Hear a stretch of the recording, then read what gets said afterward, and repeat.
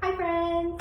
Hope you're all doing well. I know a lot of us are cooped up in the house right now, but I'm here today, joined by a couple of friends, to show you a quick activity that we have planned for our Little Cook class today, and hopefully you can recreate it at home for your little ones. First thing we need to do is gather some supplies. We're going to need paper. I like to use heavy duty paper because you are going to be walking and or crawling on this.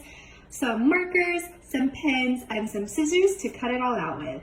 You're just going to want to roughly draw an animal track on the paper. You don't have to be the best artist here, just a rough sketch and let your kids' imagination do the rest, and then cut it out.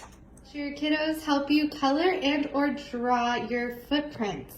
Do some quick art before your sensory activity. What you're going to want to do is line your tracks out on the floor like so.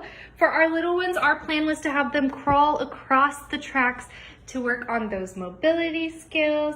If your kids are toddlers, it would be fun to have a floor is lava type of game where you hop from one track to the next. If your kids are even older, it would be nice to write numbers on these and help them with number recognition and a little bit of hopscotch. Another fun way to use this activity is to have those tracks lead to places where you left clues for your kiddos to find. This is also great to help them with sight words and reading. Hey everyone, that's it for me. Hope you're all having a lovely day. Stay safe, stay healthy, and bye! Say bye! Say bye!